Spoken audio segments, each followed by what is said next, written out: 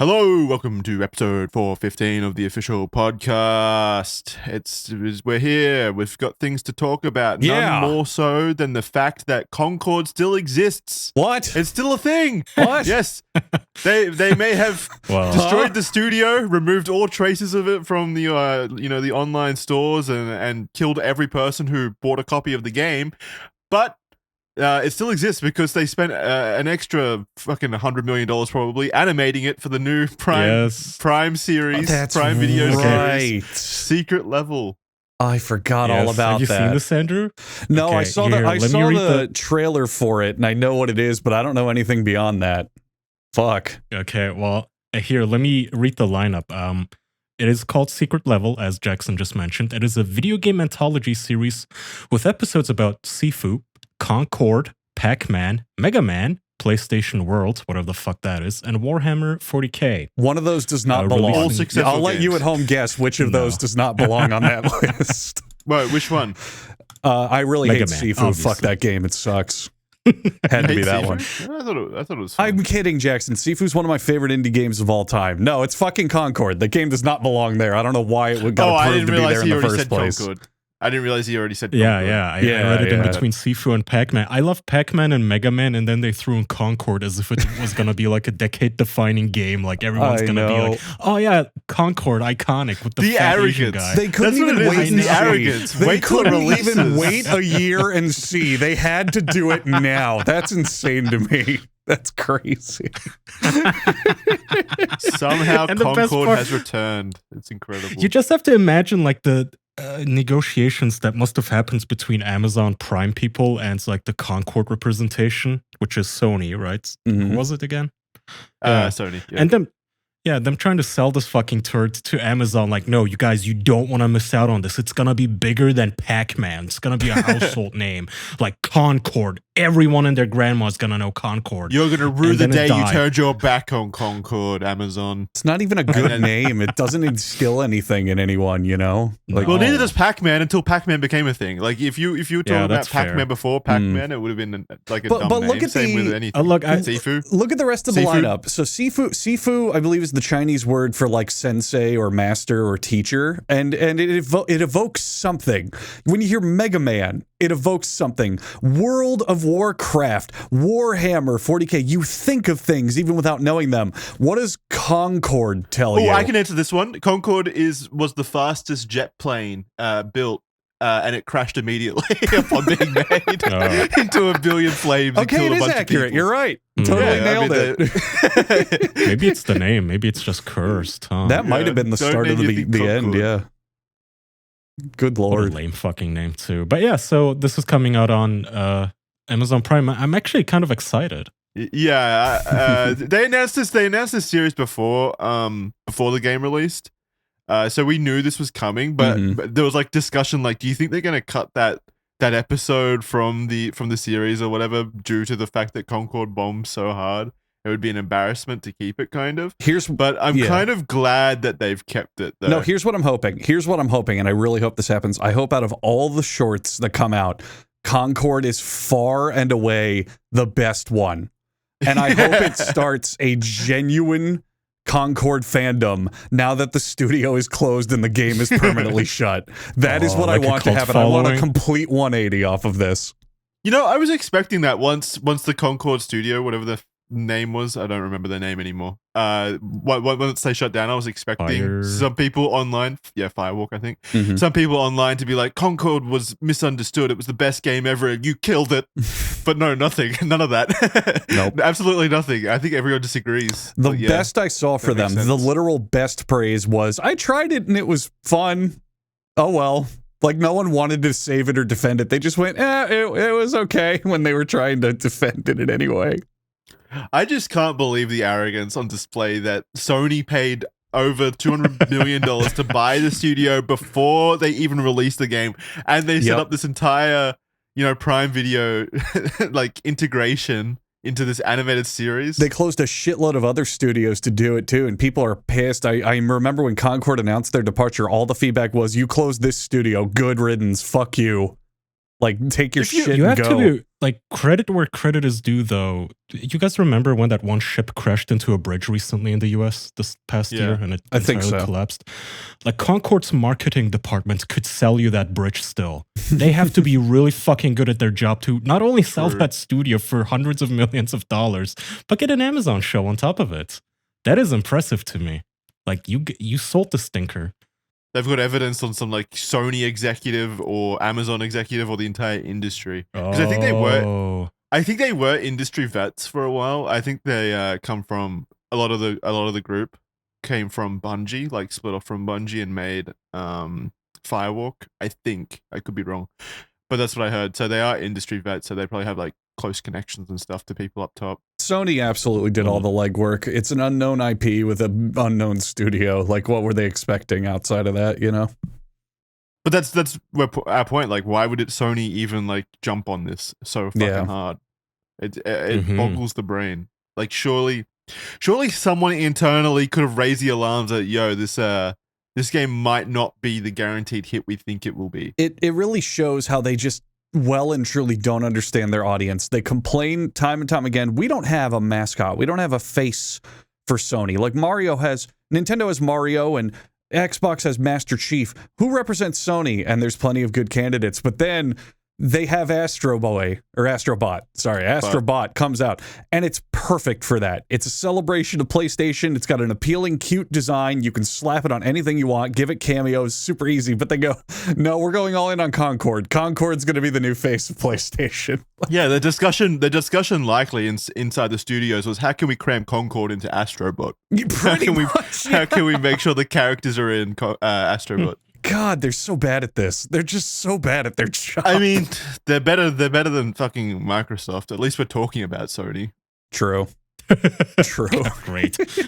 Not in a good way. I still remember, this brings up memories of how Sony has just had this problem for so long. Do you guys remember when the PSP and that other generation of consoles was coming out? I forgot specifically what it was. Maybe the Xbox One was brand new or something around then, 360. Do you remember the joke that the mascots were Mario, Master Chief, and Ricky Bobby from Talladega Nights, the Will Ferrell character? I don't. Do you remember that? I was probably too young for that. So I think it was the PS3, the Wii, and the 360, and they were all coming out with their launch titles. And Nintendo was like, launching is Mario Galaxy. And everyone's like, oh my God, that's amazing. And then Xbox was like, launching, it's Halo 3, or around then. And then the PlayStation was like, we're a Blu-ray player. We play Blu-ray. So everyone was like, oh, Ricky Bobby, Talladega Nights, Will Ferrell, the new mascot of PS3. They had mascots before then. I'm looking at it now. I think the PlayStation 2 and 3 era probably didn't have as many mascots, but PlayStation 1 had so many. 2 had mascots. plenty as well. 1 and 2 PlayStation had plenty Was of it just mascots. 3, I think, is when they lost the plot and dropped the ball. PlayStation 3 was it was a precursor to Xbox committing suicide by announcing the Xbox One, I'm pretty sure, down the line, where they did the exact same fucking thing, making their, console a giant entertainment system that no one wanted to actually play on. Yeah, instead. It was the $600 Blu-ray player during that time. That's, most people hyped it up as like, well, it also plays Blu-rays. Wii and Xbox don't do that. It's like, well, yeah, they played games and were cheaper. That was the difference. Every failure of Xbox can be traced back to then. Like, that's when Gears of War and Halo, their two marquee franchises, started shitting the bed and dying. Like, but the 360, Xbox One, they really came in strong with the 360. Like, the first Xbox was just whatever. Like, it was a Halo machine. I struggle to think of other games that were really good for it. But then 360 had so many great titles, both exclusive and not. And the PlayStation 3 was such a flop. All they had to do was understand why that worked. And then Xbox One came out, and it was all TV, sports, TV, celebrity integrations, TV. Like, they didn't. Companies keep failing because they don't make good games. How do they not realize that? It's nuts. Time and time again, we've said that. It's, if Xbox just started to make good fucking games, they'd be fine. They'd be completely fine. But they're allergic to it. They are absolutely anemic to the idea of making good games. And then now Sony's caught the disease too. Fucking Sony. PlayStation 1, you got Crash Bandicoot and Spyro the Dragon. Two outstanders in the fucking mascot. That's what I was going to say for mascots, yeah. What's that? I said that's what I was going to say for the mascots for PlayStation. I was like, Spyro exists. So PS1, you have Spyro and Crash. PlayStation 2, you have Sly Cooper, you have Jack and Daxter, and you have Ratchet and Clank. Ratchet and Clank, by the way, was fucking massive in its day. It was a huge selling franchise, stupidly popular. Still is. Like, it's still significantly popular, I would say. It still is today. It had the Rift in Time game, and that was super well received, and people loved it and played it. People bought PlayStations to play that fucking game. Like, Ratchet and Clank easily could have been the faces of Sony if they really just went, okay, Crash Bandicoot, or we need a new modern one. Those two right there easily could have been Sony's mascots, but they just chose Concord instead for some fucking reason. Well, to be fair, no. Like, in the current generation of Sony, I would say the mascots are like Kratos and Spider-Man. Kratos, yeah. Spider-Man too. Like, well, they can't use Spider-Man. That's kind of super copyrighted. They own it. They own Spider-Man, but they don't own the entire property. Marketing like Marvel still has all the movie rights, all the merch rights. Like I think they only have the game rights, and that's it. No, I think Sony. Kratos. That's still better than all the characters they had in Concord combined. True, totally true. I don't know why they don't just use Kratos as their mascot. It's also different than Nintendo, who's there. So Microsoft's not a competitor anymore, and Nintendo is quadrupling down on, hey, Mario, Zelda all the time, which is fine. It works really well for them. Use Kratos to be like, hey, we make mature games. We want adults. We want the older audience. It's probably too big and masculine for the general audience in their eyes. They're like, no, this can never be a marketing tool. He's too strong, too big, too cool, too good, too perfect of a choice. We need someone else. Quick, make him lame and cringe. Give him bitch tits. Put him in Concord. or, and this is a controversial strat, copy Nintendo's homework. Make a small, cute mascot character who runs around with other characters from Sony. That'll never work. It'll never happen. It's a stupid idea. Kind of been the biggest surprise hit of the year. Mm-hmm. When will they learn? Give more money to those people. Never. Give them $200 million, please. Let them go wild. Give him a series. Why doesn't he have a short in the fucking Amazon He would actually, show? Astrobot would have been the perfect choice for Secret Level, 100%. 100%. Could have had a Wreck-It Ralph, cute little Sony-based, like, short that people would watch. It would be good. People would like it. Yeah. So fucking stupid.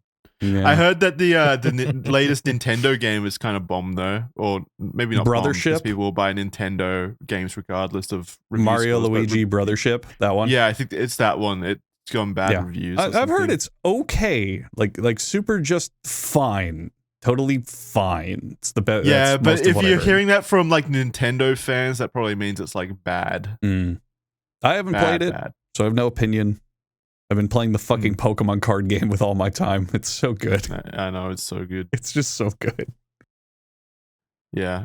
Oh. I heard IGN gave it like a 5 out of 10, which is like unheard of. But then again, it's IGN, so who gives a fuck what they have to say at any capacity? Well, they gave Dragon Age Veilguard a 9 out of 10, I'm pretty sure, and then quietly 2 weeks later they changed it to like a 5 out of 10 as well. Jesus Christ, they're fucking embarrassing. How does anyone take anything in the industry seriously? No. Good. Well, friends, I brought 2 different topics, and they are both Jackson-centric, but one of them I know for a fact Kaya can easily participate in, and that's the one that Jackson said you were going to look into and talk about. Would you like to talk about your friendly Australian politician? Oh yeah. You sent me this last night. Do you want to start? I don't know much about it. I sent it to you, but there's an Australian politician who has a really radical campaign idea or way to get support, and it's regularly tweet slurs and justify and defend his use for them. What's his name? Jackson, do you have it pulled up? I fucking lost it. His name's Senator Babbitt. I think it's Ralph Babbitt. Sorry, I had it pulled up and then my fucking stuff crashed and I didn't find it. Is it just at Senator Babbitt? Yeah. United Australian Party Senator for Victoria. That's him. So this guy, Senator Babbitt, is an Australian politician, and what he tweets is just literally, he'll be like, So the way that I found him is he replied to an Andrew Tate tweet, and Andrew Tate was doing his typical thing, like, who cares? But he said, "That's my N-word there," except he used the hard R. Yeah, not even the soft version of the word. No, it not at all. It doesn't make sense, like, in the context of what he's replying to either. It's one of those things where it's obviously just a try-hard edgelord trying to be as, like, edgy as possible, so he chooses the, obviously the worst. Yeah, the worst thing to say. And he's a 50-year-old man, by the way. He's a 50-year-old in-office politician. So he said that, and someone replied and was like, "Hey, man, wow, you're just using slurs, huh?" And he basically responded with, "I use the F slur, R slur, and N slur in my house, and we're proud of it, damn it." And the words, like, I can't say them on the show because YouTube doesn't like it, but just posting the words flagrantly, it's nuts. The guy doesn't give a shit. Yeah. Did you remove this tweet? I can't find them. Oh, never mind. I got it. What's interesting to me is that he serves, let's say. Sorry, I'm just looking at his tweets and he's so indignant about it. Can you post the link in the chat? Because I fucking lost it just before the show. Yeah. Thank you. But I knew you'd get a kick out of it. I knew you would enjoy this. Yeah, I knew he would like it. Calls him ass clowns. Cry more, write an article, tweet about me. No one cares what you think. And he's got support, man. He's got 2,000 comments, but over 16,000 likes, and he's literally just spraying slurs all over Twitter as an elected official. It's fucking mind-blowing. Well, okay. Well, first of all, he is elected, and this is what was surprising to me. He's elected in Victoria, which is a state in Australia, and it's basically like Australia's California. It's the most, like, liberal kind of state, like liberal in American terms. It's like the most left-leaning state, basically. Like a lot of universities, a lot of that movement. So it's really surprising to me that he's elected down there to represent Victoria in the Australian Senate. That's kind of wild. The other thing, how does he get elected there then? Just what do you mean? People vote for him? Like he's an elected, but like in the area. I mean, I'm surprised this is even legal in Australia. I figured you're the kind of country where like the police would come knocking on his door for tweets. No. Does he have like some sort of immunity? So I looked. He is the Senate. I pulled this up. He was elected in 2022, and it's a 6-year term. So he's got like the 10-year established. This isn't like a new election or anything. It's going to be a while before he's kicked out unless something big happens, like this being used for misconduct or something. I don't know the laws, but I don't think you can like go to jail for what he did because it's not like targeted directly at someone. It's not direct harassment. I think that would be the argument.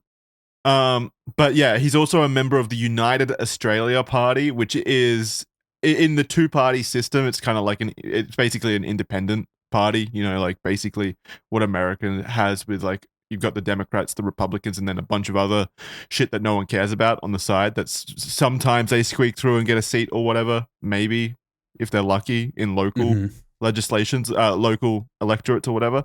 And the United Australia Party is basically like that. It's seen as the most like racist, I guess, like the most extreme party in Australia, kind of like the most nationalist party, I would say, probably. I don't know too much about them, but they're extreme. Their leader is Clive Palmer. I don't know if you've heard of Clive Palmer. Have I spoken about Clive Palmer? Guy? We talked about him. Yeah, Chicken Palmer guy. Yeah, Chicken Palmer guy. We talked about him years ago. He owns like a dinosaur park up my way, like up in my area. Yeah, he's a big weirdo. We talked about him. Yeah. He's like a billionaire, or I don't know if he's a billionaire, but he's a very rich dude from like, mining and all of that shit up here, just destroying our environment, like destroying the Great Barrier Reef and shit like that. He made a lot of money on it. So he made the the United Australian Party, and I guess this guy's part of it, Senator Babbitt. And so it tracks. It all makes sense. Really, the only surprising part is that he's in Victoria because the United Party. I didn't even know they had a presence down there. So that's what blew me away, because this man is very, very clearly a hard right, super anti-left, borderline conspiracy theorist who just spouts this shit off every single day, all day. All he does on Twitter is post either like retweeting Elon Musk and dick riding him to oblivion, or just actual conspiracy theories. One of his tweets I've got here says, Fluoride lowers IQ. Think about that for a minute. And that's all it says. Like, what does that mean? Well, studies have proven that. Really? I did not know that. Yeah, there's a federal district judge in California who ruled the FDA, I think, now has to look at fluoride levels in the water, unfortunately. It lowers the IQ in the womb. Wow, I didn't know that. Okay, maybe I'm the idiot. Yeah. Never mind. Jesus. Well, no, the way he you're presented not the idiot. information, the way he presented the information there is still stupid. Like, just look it up. Well, if you like, don't provide put some a sources. link to anything, then right, obviously people are going to be confused because it is one of those super contentious things that, like, the moment you hear the word fluoride, which is just like a fucking thing in the tap water, you just think, oh, Alex Jones, I get it. But Yep. unfortunately, some things. This is the other thing, by the way, because Jackson has been on a grudge fuck crusade against RFK Jr., and I actually tuned into some of his. No, I just found no. I have not been on a grudge fuck campaign against RFK Jr. He's almost Grudge my Fuck hero. Campaign is my favorite metal band. I love when they played at open air. I think he's like weirdly endearing. He seems like really like He is, but I thought he was an actual like. Well, all I heard about him is okay, brain damage, literal worms in brains, anti-vax. yeah, he's lunatic. funny. Like And then I there's funny listened to him. stories. There's funny stories. It about is him. funny, but then I actually listened to him, and the guy just talks about, yeah, you know, it's kind of fucked up how we have Red 50 in every food item and poisoning our kids, and it's like, wait, that doesn't sound crazy though. Yeah, someone Am was I telling me crazy? about Do I have worms too? Someone was telling me about Red 50. I can't remember who, but it was Red 50, the other Red week. 40. I don't know what the fuck it is, but Yeah, like it's all of the something. food colorings. Some food coloring in your items that I think California is trying to make illegal or something. I don't know the details about it specifically, but it's something in your food items over there that literally leads to just cancer. Fun. Yeah, a bunch of shit. I don't know. It's interesting though. It's funny I that think we they have put it in your politicians candy. like this. Dude, they put it in everything. That's the depressing part about it. But yeah, I don't know. We don't have to get into how poisonous our food is. That's depressing. We already know it. This guy's funny. Yeah. This guy's amusing on the bright side. We weren't really doubling down on his we weren't really double down on RFK's politics. How did this guy get elected? Let me read you his early life and career. On Christmas Day 2014 in Toorak, which is a city in Melbourne, Victoria. Again, one of the most, liberal-leaning places. So on Christmas Day 2014 in Toorak, Babbitt was charged with criminal damage. On March 2017, a criminal damage charge was recorded, but no conviction was given. On September What did he 8, do? 2015, I don't know. He was charged with unlawful assault in South Melbourne. Babbitt pleaded guilty to the charges at the Melbourne Magistrates Court on 22nd of August 2018. And yeah, he's a criminal as well. He's got like actual crimes committed against him. I mean charges. Yeah. What the fuck? Pretty cool. He's just in our It's not scope. cool. He's like in our like field of view. Like RFK, I didn't really dive too deep into his politics. I didn't really care to. It was more so, wow, he's a weird human. He ate a bear and has brain worms and fucking lets mosquitoes eat him alive while doing campaigning. Like that's all funny to me. This guy, his campaigning and shit is offensive, but I'm more so looking at it like he's an elected official throwing in just hard slurs all over Twitter and all this other weird shit. I think he's another person to watch for just stupid shit is coming. The pipeline might be funny, might be interesting to watch. I just see it as I get that like people are feeling like the tides are turning, like they're emboldened. They've been restricted from being at all edgy or anything for the last 15 years, so they feel it's changing. So they're it's counterculture in a way. They're the new goths basically. They're doing like edgy stuff. Yeah, just the racists edgy are emboldened to just say stuff now. just air it out in the open. It's not. But at the good. same time, to me, it just comes across as like this kind of thing. Just comes across as like pathetic edgelord attitude. It's not. There's It nothing is. like interesting. It's a very immature, pathetic attitude because what it is now that look at politics are shifting, I can finally just say these terms. It's like, what are you trying to get out of it by saying things with known bigoted context? Is it suddenly It's going, like, I can finally do it? It's just pathetic. I think you guys are missing it, but you guys know that South Park episode where Cartman fakes Tourette's so he can just keep yelling insults in class? Mm-hmm. This guy became an elected official and now he's using his like hate speech immunity to go on Twitter and run his fucking mouth. It's a great fucking grift, actually. It really is. But what's the grift? Like, who's he? Like, is he just being a dick? To... Like, why did Cartman do it? he gets. Well, he's a cartoon character. We shouldn't be embodying cartoon characters. But that's the sad thing, Jackson. There are plenty of people out there that see Cartman and say, "Oh, that's a great idea. That's such a good thing. I should do that." For a lot of the episodes, he's getting. I mean, look at it. He's got thousands and tens of thousands of likes and support on these posts. He's getting the support of an audience of people with this. He's, as funny as it is, his plan might be to connect with the racists of Australia and use that to carry him forward. Well, I don't think it's working because I'm looking at the quote tweets and he's one person is outdoing him saying, talking about Babbitt here. Clearly, this is a homosexual, intellectually disabled, partially black person who hates everything about himself when he looks in the mirror. I like this. I like attacking racism from the right. That's Jesus. I don't Christ. think shit like this should be punished or illegal. Like I don't care that stuff like this exists. I just think like you're actually just a cartoon character, and I think you need a bit more depth as a human being. If this is what you find, you know, like what wakes you up in the morning is like, I can't wait to log onto Twitter to tweet the N-word. Like, come on, especially as like an elected official. Like, what do you think he's doing in the court system or in the Senate? Do you think he's actually attempting to make the community better for people? Yeah, no. You know, the easiest way to fix this is to just like ban middle-aged women from the internet so they can't act scandalized about this. If people weren't in his comments like, yeah, I can't believe an elected official. Who cares? Just move on. Why give him this attention that he clearly thrives off of and enjoys? Well, I guess we're kind of doing that too. Maybe I'm a middle-aged woman. Well, yeah. Thankfully, only one of us can vote in Australia. And Jackson, you have change coming in 4 years from now. Ooh, yeah, move to I'm Victoria. casting my vote for Babbitt. Your vote's going to matter. For elected leader of the country. I don't care about him saying the N-word. I'm more annoyed that he's an actual criminal with assault charges and stuff like that. Honestly, like that's fucked.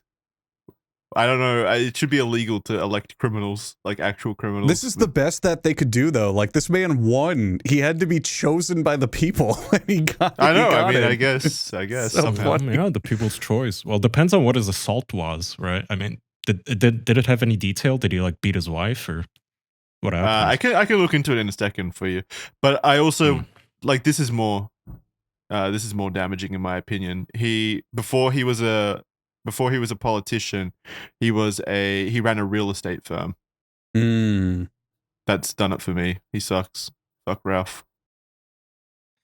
Okay. Is that an Australian thing? What, real estate? Yeah, disliking real estate people. Oh man, I just hate real estate agents. They're the slimiest people. They can be very That's fair. slimy. No offense to any real estate agents in our audience, I guess. Yeah. Yeah, Jackson wants you dead. Let's talk about actual products and services, such as our sponsors, which we'll cut to now. Yay. You know, if you're anything like me, you can probably make do with like a laptop that's half a decade old or a cheap watch.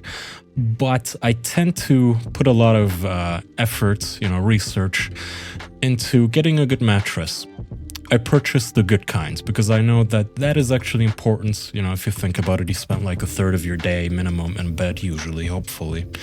And when I first moved to America, like 2 years ago, my wife had a pretty bad mattress, an old one. And I told her we need to get a good one. My back is hurting. It's small. She tosses and turns all night and slaps me in the head if it's too small. So she was a little against it, it's the whole hassle, gotta throw out the old one and whatnot, but I decided, you know what, we're sponsored by Helix, I'm gonna give it a try. I'm the husband, I put my foot down, so to speak, and I got us a mattress, and what do you know, she loves it. I love it. I mean, she loves it so much she falls asleep before I can even show her any of the like cat and puppy videos that I saved throughout the day. She's just immediately asleep. I'm as well, not too long after. Awesome mattresses, and you can try them out too. It is worth it, okay? I don't usually try to shill any product as like essential, but the mattress, a good mattress, actually will change the quality of your day-to-day life. within like a week of better sleep, you will feel better. And you can experience this. At least take a look, okay? helixsleep.com/official. If you use our code at helixsleep.com/official, you get 25% off site-wide plus 2 free dream pillows. I love their pillows too, by the way.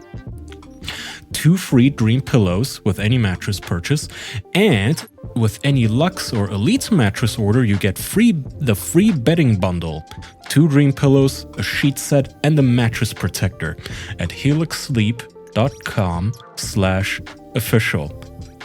Go there, take a look. The mattress, I can't stress this enough, much more important than what phone you have in your pocket, much more important than even the food you consume throughout the day for your health. Check out a good mattress, especially if your back is hurting, if you cannot fall asleep, you're just rolling around in bed for an hour or two. Just try a good mattress, please. Thank you. helixsleep.com/official. You know me, I love MeUndies. I'm wearing them right now. I'm always strapped. They barely ever leave my body, only to get washed, obviously. But MeUndies is the hands down best undies I've ever worn. I can say that 100% with confidence. They're so ridiculously comfortable, breathable, and they don't break the bank as well, which is great. I don't know what else you need, really. They're just perfect underwear. So if you need underwear, go to MeUndies, basically. They've got hundreds and hundreds of designs so you can keep your wardrobe fresh, but really, the comfort is next level, and that's what I care about the most when I'm wearing underwear. Comfortable underwear. So they've got that down.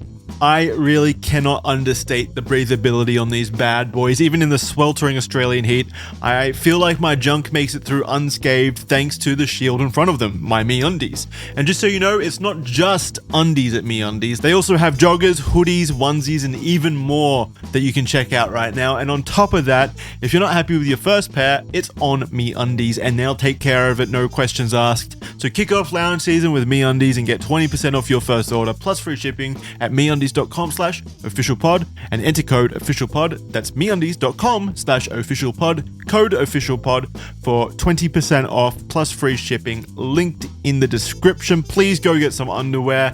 Helps out the show immensely, and really they're a great product, 100%, that we don't mind at all sponsoring us, because they are that good, and I wear them, and Andrew wears them, and Kaya wears them, and we all love them. We all have MeUndies. We live by them. We swear by them. MeUndies, go check them out. It helps out the show. Thank you very much. MeUndies, comfort from the outside in, and now back to the show. Boy, I can't wait to buy all of those. Every one of them. Oh, I have a story. Please. I have a story about a legitimate service. Go nuts. Estate agents.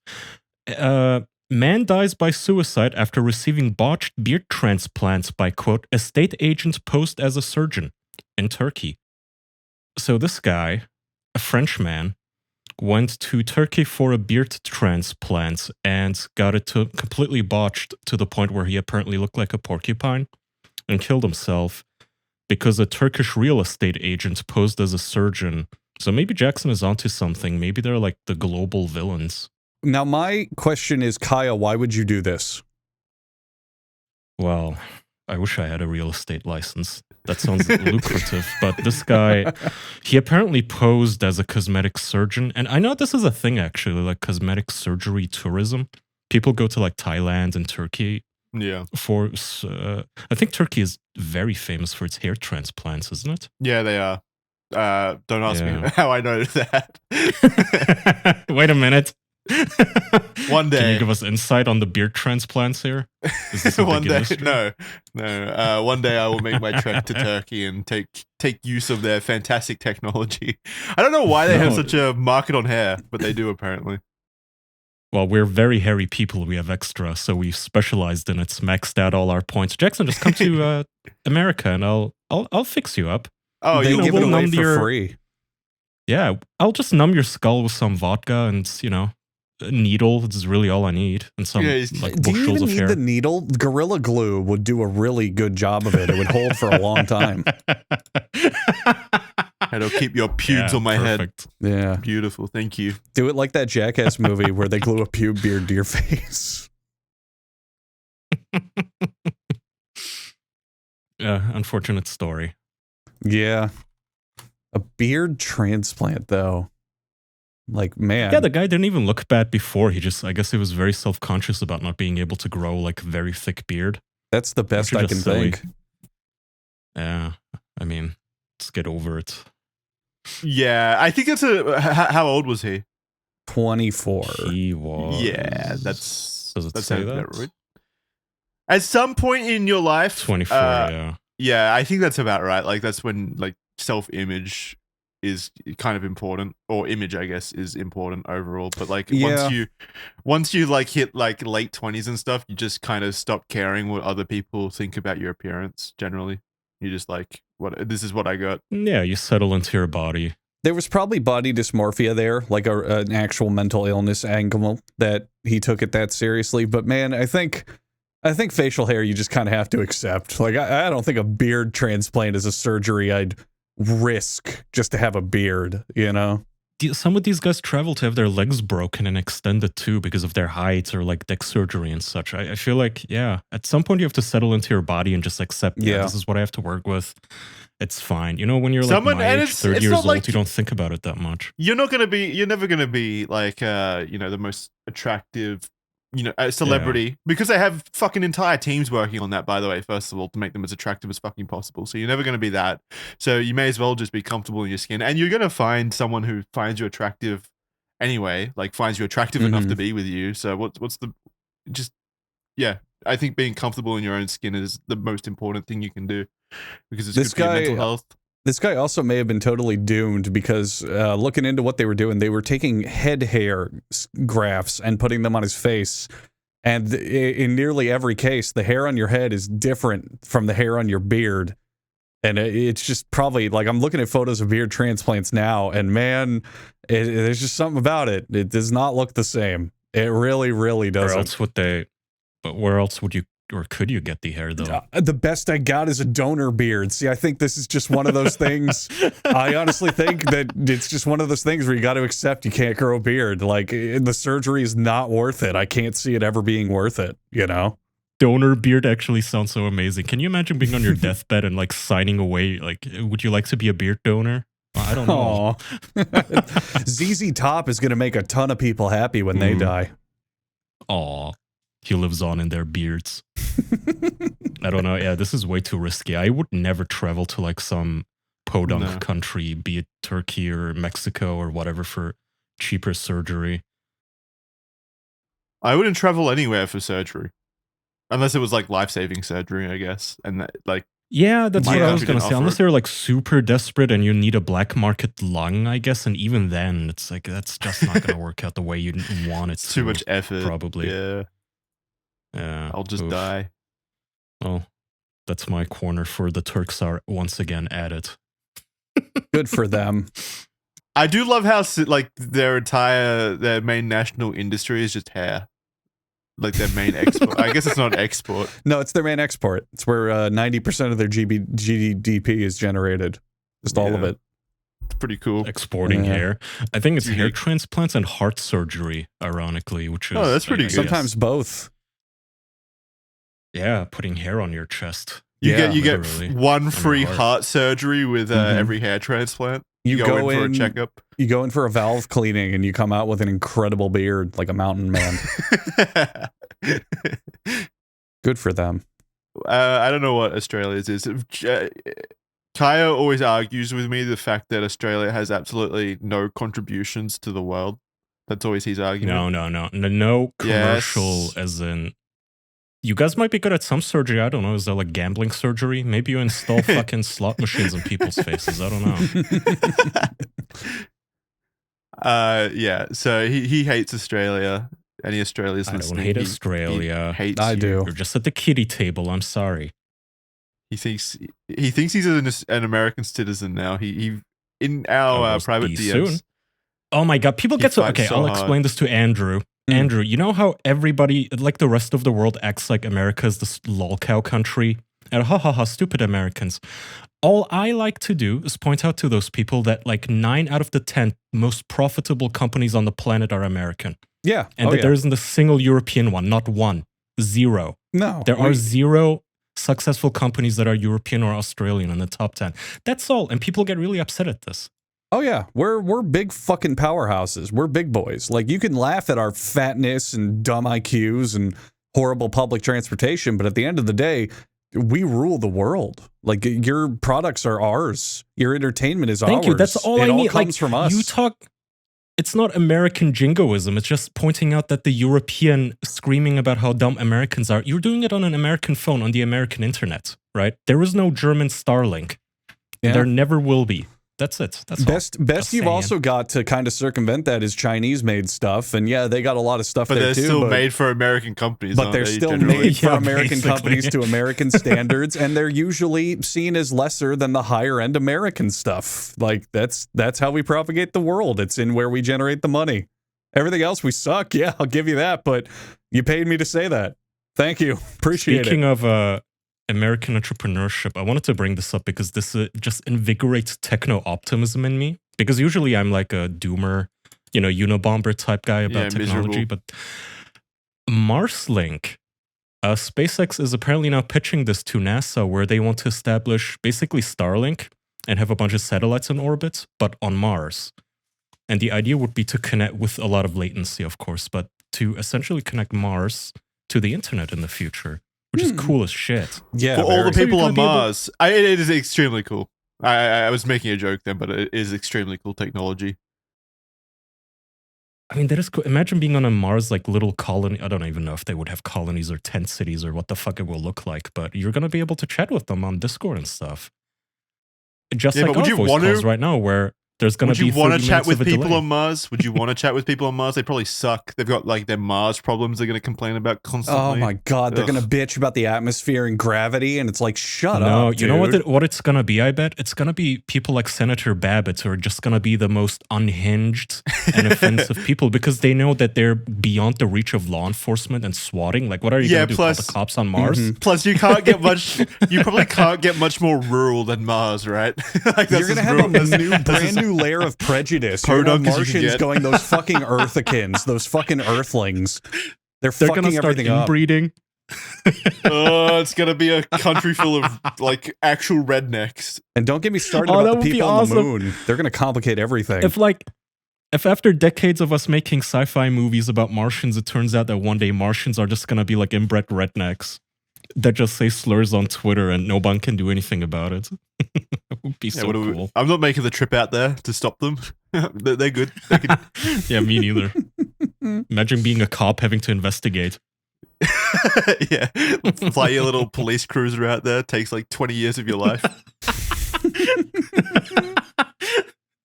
Sir, I'm gonna need you to stop using the internet in that way. Thank you. 20 years back to Earth. All right, boys, we gotta get this guy. He's harding out on Mars. All those fucking years just trying We're to gonna chase need a to- warrant.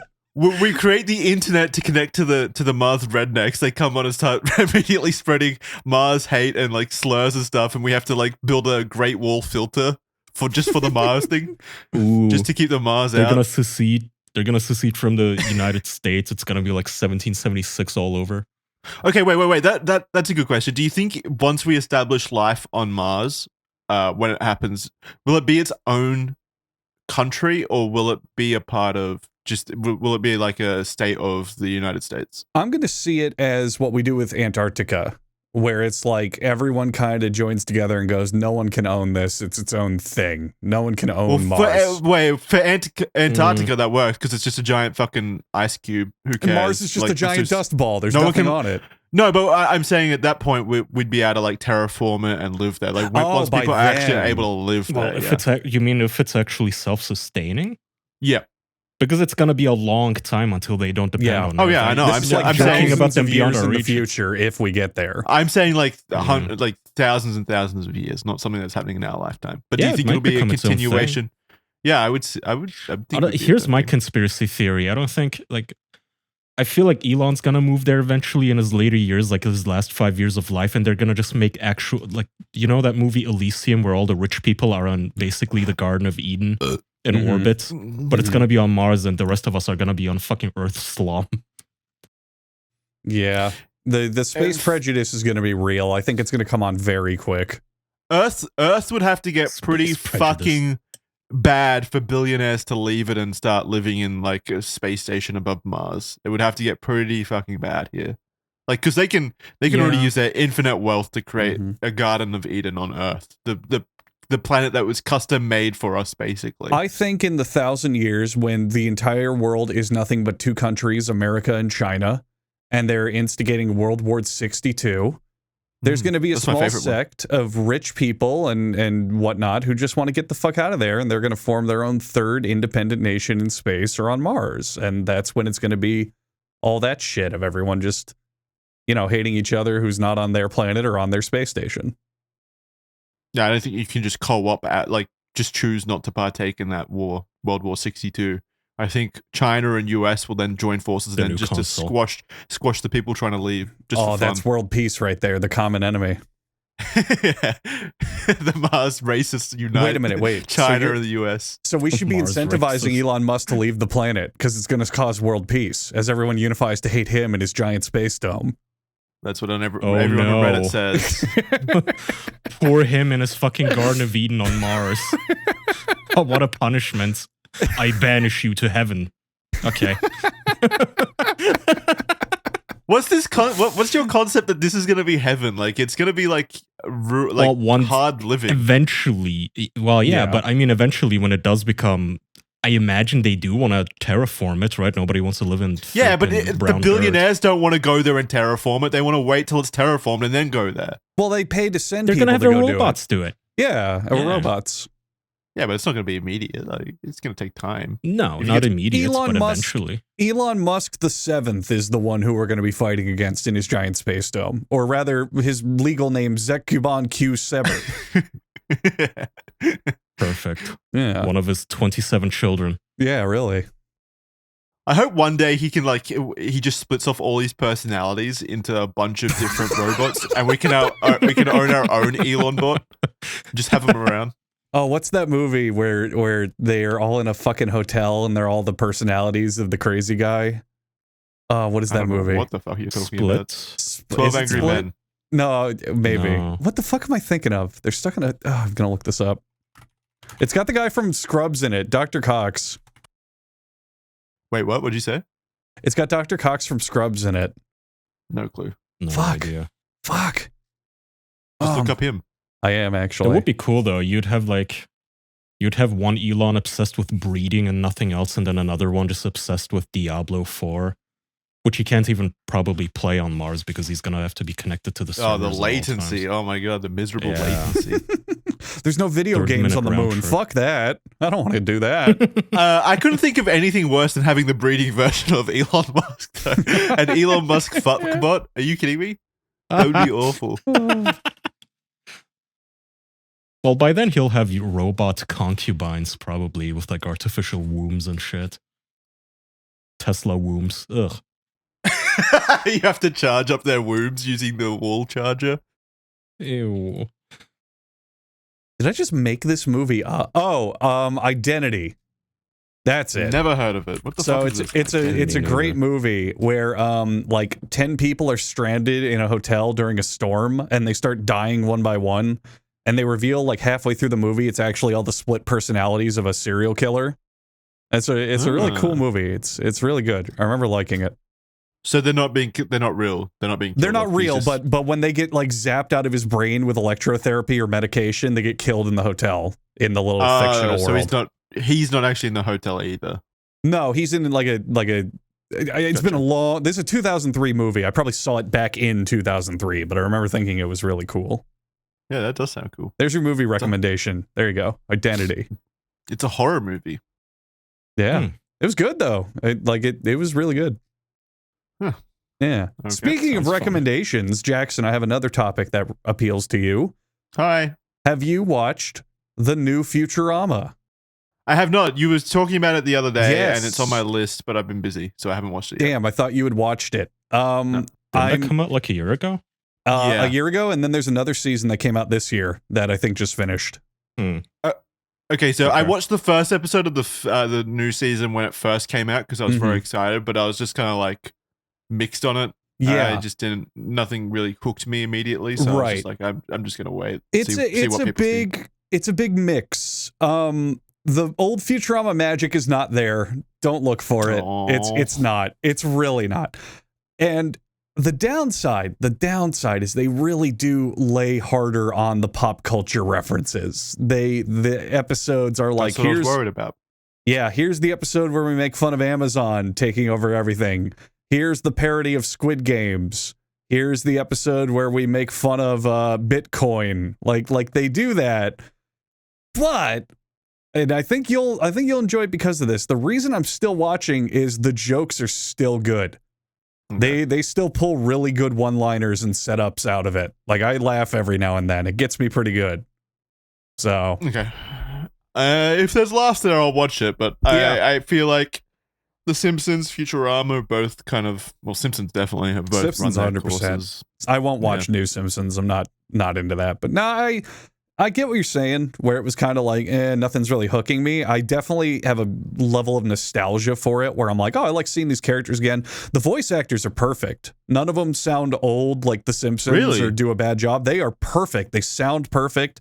They deliver things perfectly. Like, it's like they never aged.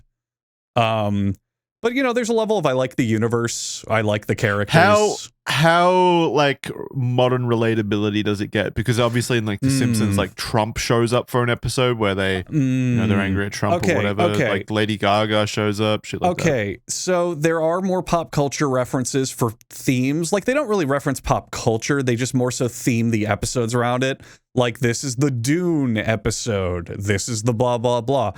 And there's definitely more of that. And sometimes you really get groan-worthy jokes or moments where it's like, oh, God, that's just... How many celebrity cameos are there? None, as far as I can think. Really? Actually, none. It's all in universe. What soured me off of both The Simpsons and Futurama is that, like, at some point it just becomes the cameo show. Where, hey, here's celebrity number 700, some washed up dumb fuck nobody cares about. I don't think that 20 years later. Oh, it kind of does Futurama did it every now and then, just a lot less. Using the heads. Like Lucy Liu. Yeah, the heads. Lucy Liu as a robot was a whole episode. And The Simpsons too, where like every other episode it would be some celebrity that they would draw into the show. Like, hey, I'm so-and-so, and you're watching The Simpsons. Huh? How about that? I'm talking to Homer. How zany is this? Well, that's hysterical, though. Okay, whatever. That's comedy gold. No, and Futurama was guilty of it. There was the whole episode with Lucy Liu, where she was the robot Fry was dating, and it's like, look, it's Lucy Liu. That's hot from his timeline. I like that episode. Yeah, and that's where I sit with this. There are references to people and whatnot, but as far as I'm thinking hard, I can't think of any episode where it's like, look, we have a celebrity in the episode, unless they do a voice and I didn't even notice. I can tell you an episode, my least favorite episode, which was the Apple iPhone one. Where they put little iPhones in their eyes. It's not Susan that Boyle bad. shows up it's in that one. It's not that bad. Like, that Susan one was Boyle, bad. Susan Boyle. Yeah, that one was bad. No, it never gets that bad. It never gets that bad. The worst episode of my opinion so far is the Bitcoin episode, because it's all... Oh, and there's an NFT episode. And like the first half of it... No, see, and I had that reaction too, and it's deserved. The first half... is just they explain, oh, they're on the blockchain, no one can own an NFT, blah, blah, blah. And the joke is that, like, they keep trying. So Bender gets turned into an NFT, and he becomes world famous, and they keep trying to destroy it because they're like, oh, they used my likeness without permission. But the joke is that every time they think they destroyed it, they have to realize that no one owns it. It's just like a copy of an image. Yeah, and the first half is like they explain what a blockchain is and what an NFT is and how it works, and that people who buy it are stupid, which... Wow, that's predictable and not funny. But later on, it becomes an art heist, but it's like a digital art heist. And it's like, okay, this is Futurama. This is fun. I like this. They have a Bitcoin episode. And the joke is that it takes place in the Wild West because all the Bitcoin mining drained all of the power to the city they go to for it. So it's a Wild West prospecting town. And it's like, okay. That's where they mine the Bitcoin, yeah. That's cute. Like, it then becomes an allegory for gold mining and gold panning, but the joke is it's Wild West because all the electricity is being used by actual, like, Bitcoin miners. Like, that's Futurama to me. When you take a concept and make it, like, kind of its own excuse for something fun. You know what I mean? Put a spin on it, yeah. Yeah, so I would say watch it. I don't hate it. It makes me cringe every now and then, but... The performances are great. The joke delivery's still great. There's episodes every now and then that I really do like. The Squid Game episode, I was shocked. It's probably one of my favorites in general. They do a really good thing with the story for it, and it's not just a straightforward Squid Games thing. All right, well, I might jump ahead and just watch that episode then, because there's no need to watch it in order. Yeah, give it a shot. I would say try an episode or two, see how you like it. I just remember the Comedy Central reboots being terrible, and this is it's not as bad. It's not as bad. Comedy Central reboots were the ones last reboot, right? Like the reboot. Susan Boyle iPhone and all that shit. That episode was bad. I still think again there were still episodes in there that I still enjoyed. Yeah. But I think that's just Futurama in general, past the original golden years.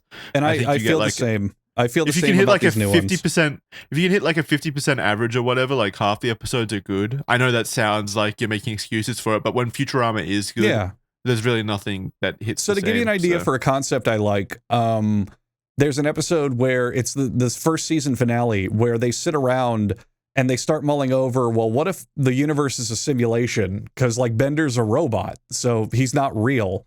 And the professor starts explaining, well, that's the stupidest fucking thing I've ever heard of. For example, I made a simulation of the universe, and it all makes sense because I made it, but our universe is too complicated to understand.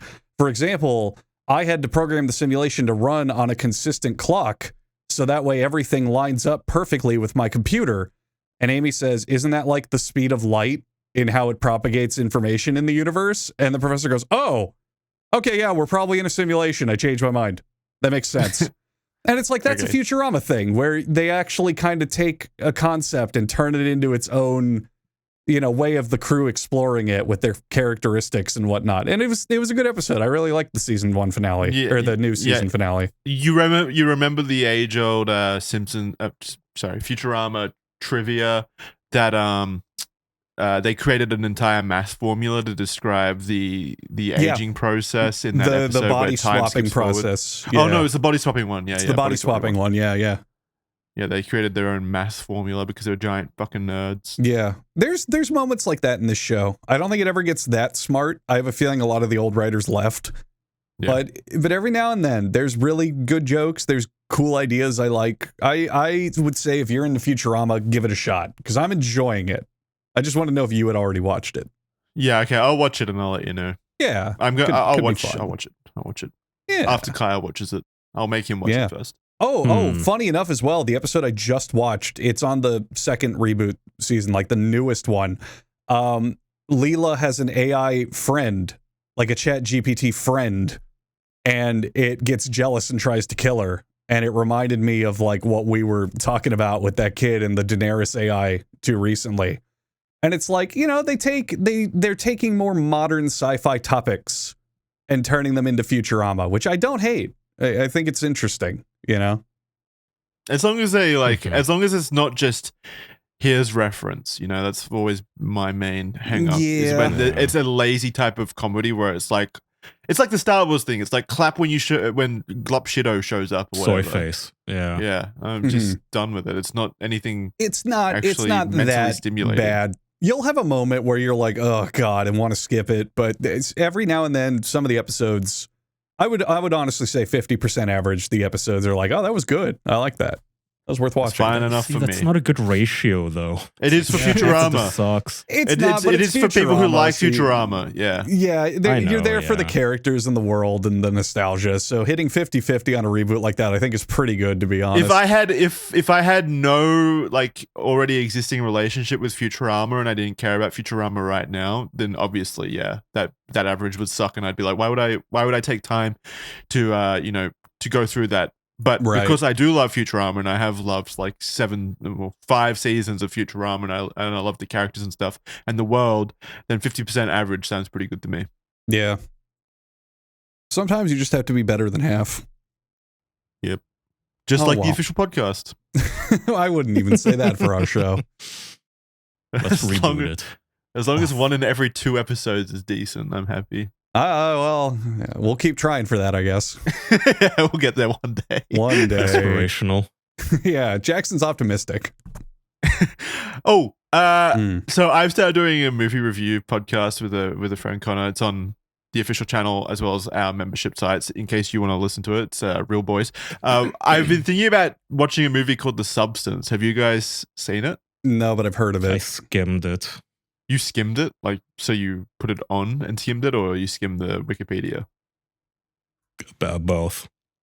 I'm fairly good at recognizing movies that I am not going to be into, but I still get curious, so I like skim just through the visuals, and then I read the plot on Wikipedia, and I just immediately know, yeah, that was a good choice.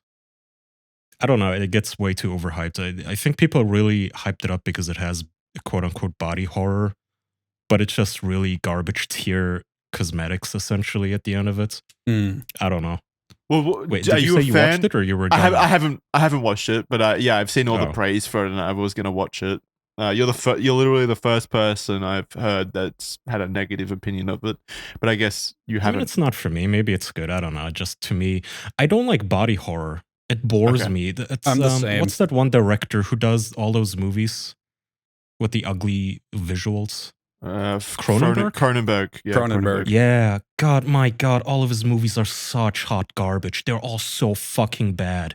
But people love them for some reason because they have really bad, effects and body horror in them that are terrible, and the movies are always slow paced. But hey, here's a guy with an ear on his forehead. And people love it for some fucking reason. Well, I think seriously, I think it is scary imagery. Like you probably if people grew up watching it, they'd probably find it. Well, this scary. happened in Turkey. Like The Thing was a real movie that happened in Turkey one year. Yeah, Kai is used to this. It's not that I'm used to it. It is not pleasant to see. It's not like comfortable, but it is still nonetheless like boring. Okay, I get it. Yes, everything is fucked up. Like, what's the story though? And one of his most recent movies that I watched was called I completely forget what it is, but it's basically about a new species of man that learns to eat plastic because our environment is so polluted now that humans are beginning to evolve to digest plastic. And it's so slow and garbage. And you just watch a guy perform surgery on himself and remove like his own spleen and shit. And it just isn't interesting though, even though it sounds like it could be fun. What was that Cronenberg-esque game that came out like last year? There was a video game. Space? No. How dare you? No, what the fuck? No, there was a video, like a first-person video game where you are basically in some sort of fucked up Cronenberg realm. Rick and Morty. No, I know what you're talking about, where your gun was like a living flesh thing and you were in a giant Rick and Morty. Flesh prison, and then... Yeah, kinda. And the at game the end, where you give everyone birth was like, to yourself or something. something. Wait, are you thinking of... No, yeah, you're thinking of Scorn. You're thinking of Scorn, but that's more H.R. Geiger, not Cronenberg. No, I didn't say he worked on it. I'm just saying like the visuals are kind of similar. I'm saying the style is more H.R. Geiger, not Cronenberg. I would agree it's more Geiger. Point is, you know how that game was fucking boring to witness? Like, that's every Cronenberg movie too. Is like, okay, here's something ugly to look at. Cool. What's the story? Nothing. Fucking boredom is the story. Well, it's all style over substance, in my opinion. Like with Scorn, like they identify the style they want, and it does it does speak to a vision on their end. Like they're trying to make a stylistic creation at the end of the day, but at the end of the day, you need more substance to draw people in, like Kaya. And I guess The Fly didn't have the substance for you, or other or The Thing. Movies. Well, no. Wait, The Thing. The Thing? Which one isn't The Thing? Isn't The Thing Cronenberg's creatures? No, didn't he design them? No. Did he design them? Are you talking about the original The Thing, the horror movie? Yeah. Didn't he design the creatures? That was a good movie. Did he? I think he did. You might be right. I don't know who designed the creature in that, but that's obviously Carpenter. Carpenter made that movie. Yeah, John Carpenter made the movie. I thought he was the creature designer. No, I'm not finding a result for Control F Cronenberg anywhere on The Thing, which is good. Huh. Oh, thank God. I want that egg on my face. That is a good movie. Yeah, I love The Thing. So what did he? I always thought he did The Thing. What the fuck? Yeah, he never did The Thing. What the fuck? Was Cronenberg... Did he design the creatures, or was he more just a director? I would assume he hired someone to design He is a them, director. but I don't know. Okay. I don't know anything about. Let's look at his Cronenberg, filmography. really. Okay, so the one where the people eat the plastic, that's called Crimes of the Future. I've seen that garbage. I've seen multiple of his movies now, and they're never good. I thought it was some Infinity Pool. Who made that one? That was also fucking trash. And have you seen History recent. of Violence? I heard that was really good, and it's got Mads Mikkelsen in it. If it has Mads, I may have. Or not Mads remember, Mikkelsen. Vigo. Oh wait, I did watch this. I watched History of Violence. It was okay. I remember that. I haven't. Yeah, Infinity Pool is made by Brandon Cronenberg, who is his son, who's also a hack. Guy is starting a war with the entire Cronenberg family. I'm sorry. That's just. Hey, if you don't like it, you don't like it. Yeah. I think they invented the whole body horror genre, or David Cronenberg did. So he deserves credit for that. If you don't like the genre, it's like if you didn't like romance movies or whatever. Like it's just not for you. It's just a style choice at the end of the day, and it does take. Yeah. Like I admire Cronenberg to some degree. I kind of agree with you. It's not really my genre, but I admire him because he had a vision and he went for it. You know, he did what he wanted to do. He did not make movies I thought he did. I think I'm on Kaya's side. I'm looking at his list and he sucks. Like, I think all these are garbage. Holy shit. I thought he was involved in The Thing, but I'm completely wrong. Fuck this guy. I think I've only seen The Fly. Wow, yeah. Fuck you, Cronenberg. I know you're listening. Sorry, David. Oh god, he's making another one. All right, let's see what else we have. He's going to be making them until he's able to be turned into a body horror creation. They're going to use his body for the final movie. Going to be very deep. I found this story pretty funny before the show. Have you guys heard of the voice actor David Wald? I think his name's David Wald. I'll have to look it up. No, so he's in a bunch of different animes, obviously, because that's what voice actors do. They're in a bunch of stuff, so I can't really pinpoint him to a particular thing. For anime? But yeah, for anime and stuff. He recently came out and said Crunchyroll had been opening up all of his mail, all the mail that was sent to him for the fan mail and stuff. So they were just opening up all the like fan mail that would be sent to sent for him. They would open it up and just pass out the gifts and stuff to the people in the office and not tell him about it, basically. My God. Like cartoonishly so fucking shitty. Yeah, shitty. It's really funny though. Fuck you, Crunchyroll. Oh my god. Oh, this is awesome. Yeah, back on October, Walt stated on social media that Crunchyroll opened his private mail in the last 5 years and distributed it to employees. That mail would be things friends or maybe fans sent him. He found it out because someone sent him a package and shared with him a photo of the contents and tracking information. They just looted his mail. Yeah, they looted it. He, as of 2 days ago, quit Crunchyroll. I'm not surprised in the slightest. Yeah, no shit. They probably told him to go die. That company, I never hear anything good about that company. Weren't they just bought out by Sony? Doesn't Sony own them now? Oh, well, there goes all the anime on it. Maybe I'm thinking of Funimation. Let me have a look. Crunchyroll. Crunchyroll is Funimation, I think. Yep, no, owner Sony Group Corporation. There we go. Yeah, I think it's the same company. Well, okay, well that makes sense then. Sony has to make their $200 million back somehow, so they're stealing all the pocket change from David Wald's mail. They were bought 3 years ago, so it's only a matter of time before the service just becomes unusable. Breaking into his P.O. box. It's kind of fucked up. Like, if they were passing around the gifts, you'd think that he would at least sometimes get a share, right? Yeah, you would hope so, but then they wouldn't get all the like delicious little cookies that would be sent to him and stuff, and that's for them. I don't know what people send.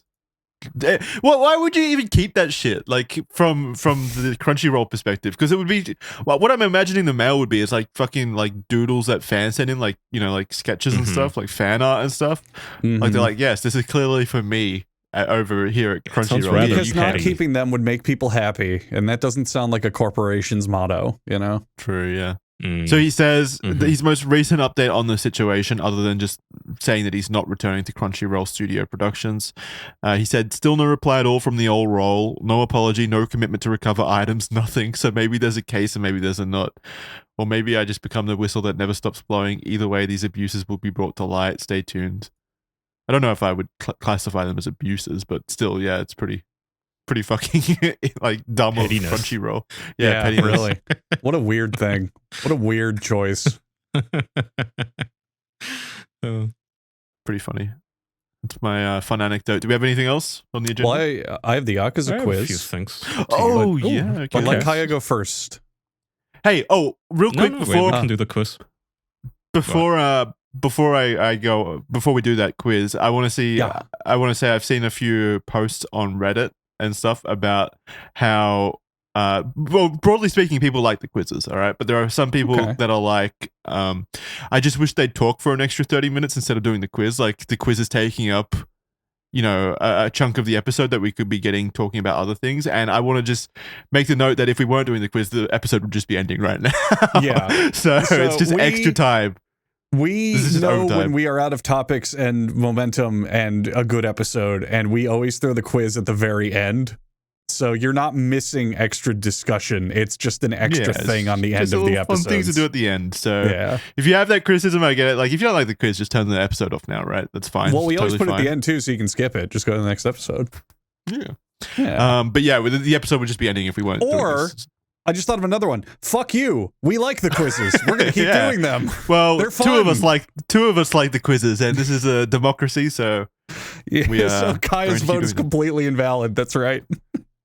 No, I like the quizzes too, just not trivia. Not trivia. Which I still disagree with you on the fact that, like, I mean, I guess it was trivia, but I just don't understand the difference between what you're saying. Let me put it like this. Okay, here, I'll try to explain. So when I bring the game, I like to make it so you guys don't need to have any prior knowledge of any specific franchise or thing. Whereas what I would classify as trivia is, hey, who did this thing in 1997 or something? Like, okay, now this is just straight up. I gave you a hint. Who wants to be a millionaire? I gave you a hint. I think what Kaya's said trying to say is my quizzes are better than Jackson's in every way. I mean, I would agree with that. I would agree with that anyway. I would agree with that. Regardless, your quizzes are great. I love your quizzes. And I'm not a good quiz Andrew master. still requires some prior knowledge, but yes, at least the answers are funny. Like the Hideo Kojima thing. It is just funny to hear that in the aftermath of an earthquake, he tweeted that he is fine.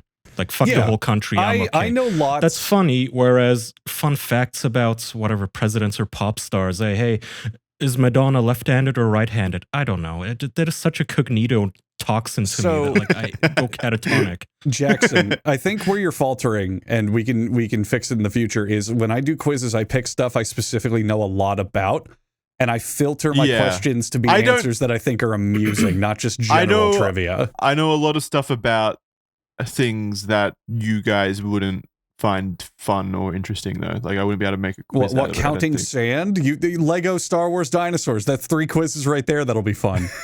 No, but Kai won't find that Jackson trifecta. The Son, the Holy Spirit, and the Father of Jackson. It's on display. We'll see. I think we've all agreed. If you find it interesting, I firmly believe that you could find a way to make a Star Wars trivia funny, right? Because I'm sure you know characters that neither Andrew or I know that would be funny to even have to guess about. It just straight up. We're all in agreement that Andrew does every quiz from here on out. No, I'm not doing all that work. Thank you. That's okay. Shall we get started then? Please. Mm-hmm. All right. Hello, ladies and gentlemen. I teased this on a previous episode, but I diverted because I wanted to write one that was quicker and easier, because during the time I think that was when I was going to Colorado, so I didn't have a lot of time. But now I had a bit more time. I went back to one I teased before. Welcome to the Yakuza quiz, the Like a Dragon quiz. These are questions. Don't I have a significant advantage here? No, I really don't think you do. Okay. Based on these questions, I don't think you do. We'll find out. Who knows? Who knows? Maybe. I thought you had a huge advantage during the Kojima one and you lost. So, I mean. Well, no, I don't know why you would think that. I hate. I don't hate Kojima, but I'm not a Kojima fan. But you like video games. Kyle hates most of them. That was to me the big difference. That is true. Yeah. That was like a 50-50. I don't know anything about Kojima. I try to write them balanced. I try to alternate that I give you questions I think are better for you. Like I write the questions and then I organize the list where it's like, okay, Jackson would probably know this one more. Kaya would probably know this one more. I did that with the president one as well, by the way. I did. But again, I'm an American citizen my whole life who loves the presidents. Kaya only got here. Anyway. I didn't know that. I didn't know that you love presidents. End the bickering. Hit us with the quiz. Anyway, Like a Dragon, aka Yakuza, long-running video game series, been around for like over 20 years, tons of entries, well known for being very Kojima-esque. A lot of weird, crazy, silly moments happen in the game that it tries to be a dark crime thriller and just ends up with all sorts of silly shenanigans. I wrote 10 questions here based off of things that I remember being pretty amusing throughout the series. There's probably better ones and more, but I didn't want to fucking research this for hours and hours and hours. So here we go. The Yakuza quiz, the video game, not the real people. They probably wouldn't like that. Question the first, same rules as always in that my quizzes. That would have been a funny twist, though, if your I thought about Yakuza it. quiz was just all like actual crime mob family trivia. I thought about it, but I really just knew that neither of you would know anything, and I'd have to Google these answers. So fuck it. All right, same rules as always with my quizzes. Alternating questions. If you get it wrong, other person has a chance to steal. Same as always. Here we go. Question 1 for Jackson. Jackson. In Yakuza 0, Kiryu wins a prize animal by getting 3 strikes at the local bowling alley. He goes on to name this animal Nugget. What animal is it? It's a chicken. It is a chicken. I thought you'd be Point for me. I thought you'd be tricked and think turkey, like at bowling. But the answer is chicken. He wins a chicken at the bowling alley and names it Nugget. I know nothing about bowling, but I know a lot about chickens. So that's how you got it. I ordered the questions right. See, I know nuggets come from chickens. So yeah. Easy. He wins a chicken at the bowling alley, calls it Nugget, and that chicken later goes on to be one of his financial advisors in his business. So it's good. Good series. Good game. Yakuza 0 is probably my favorite. It's easily my favorite as well, with 7 being a very close second. Anywho. Kaya, fill in the blank. During the blank live-action Christmas movie, the main cast visit Tokyo, Japan during the opening scene, where a billboard advertising the latest Yakuza game can be seen in the stock footage. Your hint is the blank is a Nickelodeon cartoon. Oh my god, that is so long. And the blank, it's a Christmas movie? So, to shorten it, there's a blank live-action Christmas movie, and they play B-roll where you can see billboards advertising the Yakuza games. And the blank is a Nickelodeon cartoon. Fill in the blank. That is kind of surprising, since isn't Yakuza an adult franchise? Is it like intentional or accidental? It is accidental, and people thought it was hysterical when they saw it. I'm just gonna have to guess here. Is it SpongeBob with Patchy the Pirate? It is not SpongeBob. Dang it. Jackson. I have no clue. I can't even guess. Guess a Nickelodeon cartoon? Cat Dog. It is not. That was going to be my second guess too. It is not. Can we keep Cat guessing Dog until someone gets it right? I will allow that. Go ahead. Now you're just guessing Nickelodeon cartoons. Go nuts. Can I get a rough range of what time this was or what decade? It's not. There's old, so many Nickelodeon. It's peak Nickelodeon. It's not like an old obscure one. It's peak Nickelodeon cartoon. Angry Beavers. It is not Angry Beavers. Jackson. Son of a bitch. Did he clarify that it's a cartoon? I said cartoon like 6 times. Okay, but a live-action rendition. That's exactly why I said the live-action Christmas movie, because it's a live-action version of the cartoon. Oh, fuck me. Name a cartoon. Name a Nickelodeon cartoon. I'm trying to think of what would make sense. It's not going to make sense. Just name a Nickelodeon cartoon.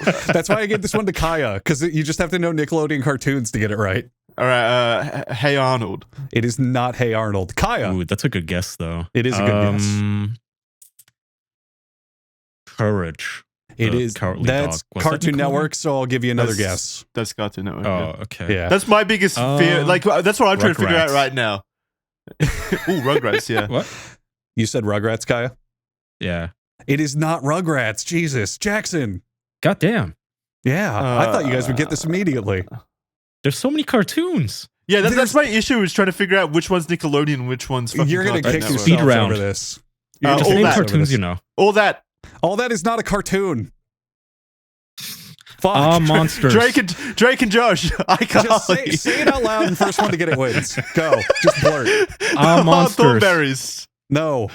Rocket Power. No. The Big Break, or what the fuck was it No. called? Whatever it is wrong. Fairly Odd Parents. Yes, it's the Fairly Odd Parents. God damn it. Yay, Damn Jackson. I get 10 points. You get 1 point. Shut up. So, the Fairly Odd Parents live action Christmas movie, the one where Drake Bell is Timmy Turner. You remember those? No. You guys don't remember that? It was like a big thing when it was coming out. Like, oh, Drake's going to be the fucking Timmy We're Turner not and all American. that shit. Okay. No. Well, you had Nickelodeon. Come on. Give me a break. Yeah, I guess that's fair. So in the movie, Timmy is like, I wish I could go around the world granting kids wishes. And eventually they go to Tokyo, Japan. And just in the background is a billboard advertising Yakuza 3 or Yakuza 4, whichever one it was. And just Kiryu and other characters' faces are just in a Nickelodeon movie. So, fun bit of trivia. That is Fun fun. Did bit of anybody trivia. get mad at that or something? I don't think anyone raised a stir, but fans were like, what the fuck? Why is Yakuza in the Fairly Odd Parents movie? I mean, not like Yeah, I they don't can think shut people down care. Tokyo. What are they supposed to do? Yeah. Yeah, true. That's nothing.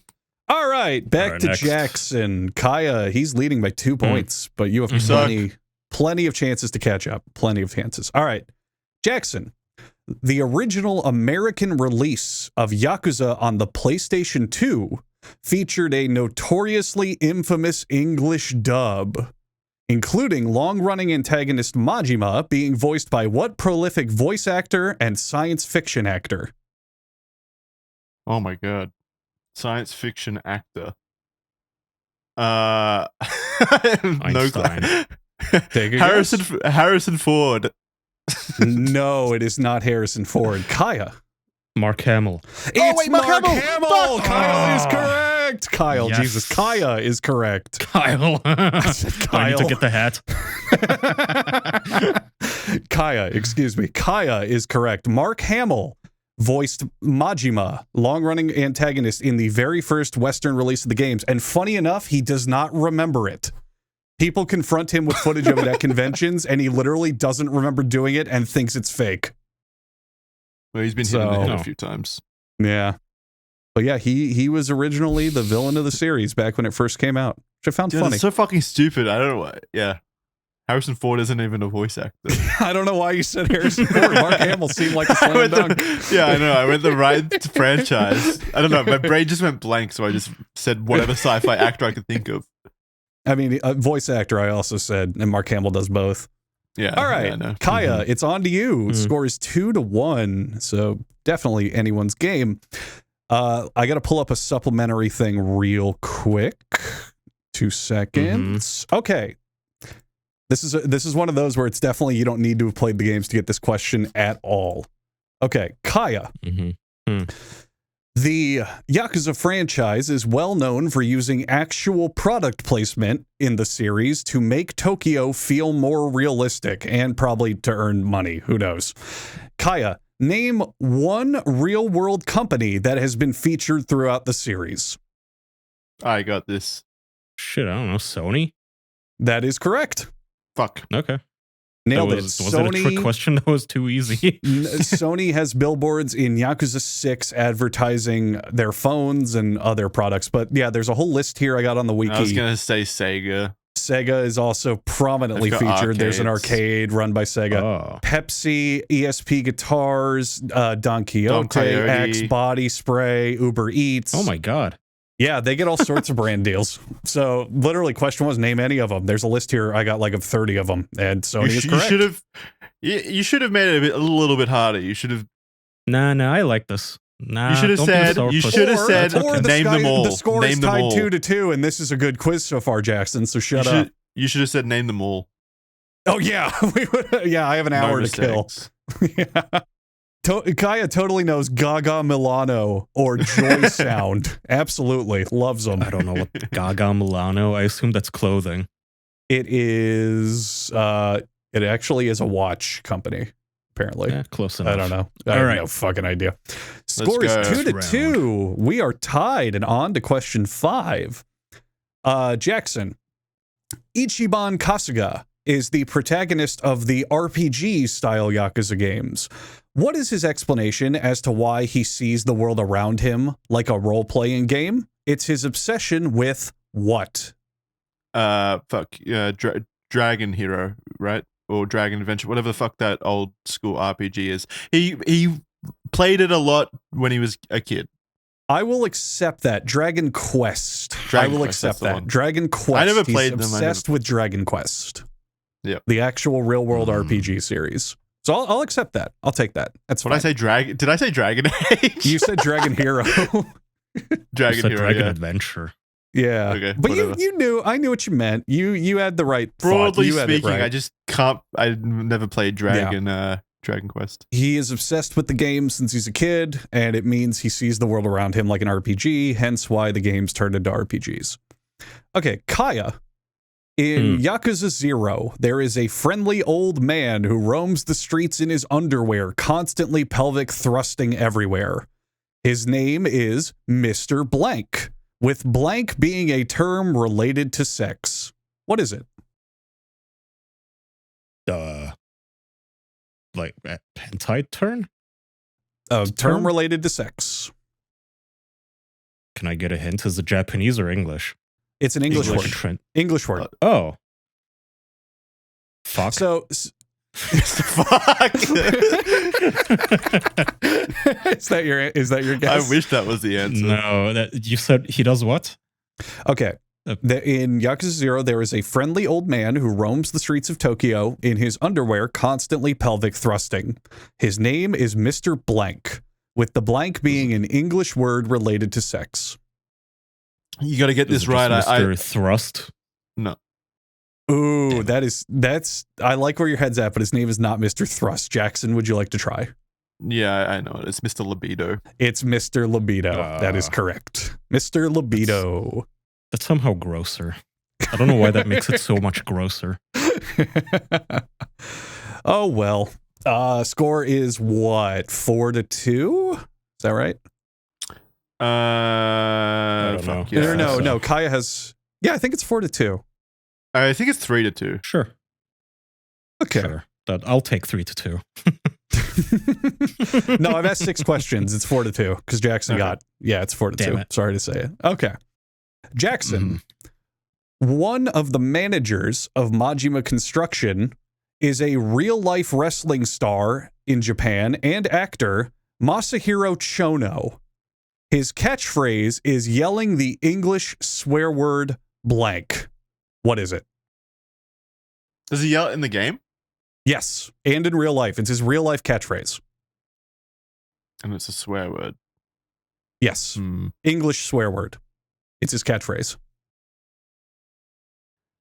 I don't remember this character. How prevalent is he in the game? He is only in the second game, but he's a huge celebrity in Japan. Okay. Yeah, and his actual likeness and voice acting was used in the game. I'm just going to say fuck. The answer is not fuck. Kaya, would you like me to reread the question? No, is the answer cunt? No, it's not cunt. Yeah, that's a bit hard, edgy. All right. The answer. Edgy. Wait, should we keep guessing? Yeah, let's. All right, we can do that. Sure. Jackson, you have another chance to steal. Go nuts. Shit. The answer is not shit. Kaya. Huh. I assume it's not a slur. Yeah, it's probably no, it's not a slur. I'll give you that hint, and I don't want you saying it on the show. He wouldn't. I don't think Andrew would do that. You immediately like a went to soft version of a slur, like tard. I can't answer that. You can say it on YouTube without it being a problem. I'll say that. It is not asshole. It is not asshole. Jackson. Swear words. Shit. I'm struggling to think of swear words now that are like okay to say? There's still some left. Oh, I guess pussy, that counts, right? It's not pussy. Oh. Kaya. It's not cunt. Oh, is it just bitch? It is not bitch. What Jackson. the fuck is a swear?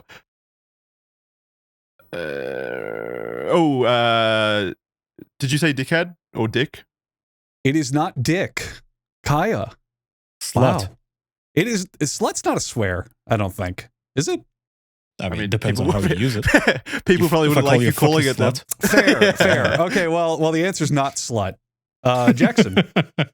Well, okay. When we said fuck, do you count all derivatives of fuck, like Yes. motherfucker and stuff Yes. like that? Yes. So it's not motherfucker or, nothing with fuck. What the fuck? Shit, fuck, cunt. Say them all. I'm gonna have to bow out. I can't even think of swear words. Kaya, do you want to take his guess? Keep guessing. Yeah. I can't think of swear words. What am I meant to say? The one you didn't say yet. Duh. Is it a popular swear word? Cocksucker. It's not cock. I've already said Damn cock. it. Yeah. Oh, you said cock. I didn't hear. Kaya is technically correct. What? Did he just Because say when he the got it swear wrong, word? he said, damn it. Oh. Damn, it's a swear. Oh, yes, that's what I meant, of course. Damn it is not a swear. I mean, It is not. Yeah, is that a swear? Well, hang on. It is because he specifically says goddamn, which is definitely a swear. Yeah. I like That how is his like, catchphrase. In the traditional because sense. damn yeah. is a swear, but slut isn't. I would I'll take accept it. if you said damn or anything like that, but his catchphrase is him screaming in English, goddamn. So, Okay. yeah. So that is Kaya's point, meaning the score I've completely lost track of. 3-4. 3-4. I'm keeping track now. 3-4 in your favor? My favor, yes. Okay, so 4-3. Okay, Don't flip the script. Okay. We have 3 questions left, and I like this game of back and forth point stealing. It's a lot more tense, a lot more close. Okay. Kaya, you start this one, I believe, right? I think so. Yeah. Sure. So kind of 1, 2, 3, 4, 5, 6, 7. Yes, 8. This is Kaya. Okay. Kaya, in Yakuza 2, Kiryu storms the headquarters of a rival Yakuza gang and successfully fights off not 1, but 2 of these predatory big cats with his bare hands. Pumas. Pumas is incorrect. Jackson. What game? Yakuza 2. Again, haven't played it. I'm just going to have to guess Tiger. Tigers is correct. Damn it. I don't know why I had to be fancy with my puma. Yeah, I thought it would just I don't be even know what a basic puma thing. is. It's a big cat, so I was able to accept it. That's all there is to it. All right, Yeah, 5-3. he goes to a rival dojo, and they're like, "We've got you now, Kiryu," and they sick 2 tigers on him, and he just beats the shit out of them with his bare hands. All right, 6-3. Kaya, unfortunately, you're a bit locked out of the game by this point, but that's okay. We'll do it for Yay. fun. We'll do it for fun. 2 questions left. Jackson, in Yakuza 0, there is a side quest where you help film a video. There's a side quest where you help film a video for celebrities Miracle Johnson and Steven Spinning. Who are these real life parodies of? Steven Spielberg and Michael Jackson, and it's Thriller. That is correct. You film the Thriller music video in the game with them. That is correct. Kaya, last I win. question. Well, shut up. Kaya has a question to answer. You never know what could happen. Worth 10 points. Yeah, fuck it. Let's go for it. All right. Do you really want to give Kaya that? Yeah, he wins all the previous quizzes as well. Oh, damn. I like that because this is a good question. Go But for if it. I lose, I have to kill myself. Oh, man. Then the show would end. Damn. I don't know if I want to ask this question. Do it. All right. Let's do Go it. ahead. Kaya, in Yakuza 7, there is a business minigame where you invest money in a rice cracker company to make them a national powerhouse company. During the Angry Shareholder Meetings events, Ichiban, the owner of the company, has a finishing move that he can spend meter to use. What is that finishing move? Rice pop. No, like an action. What does he do with it? I know this, Kaya, not to stress you out, but I know it. Ooh. Wait, what does he do with the rice cracker?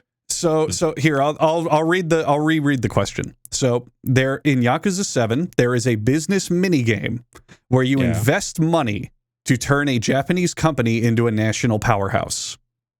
During the Angry Shareholder Meetings events, the owner of the company has a finishing move that he can do. What is that move?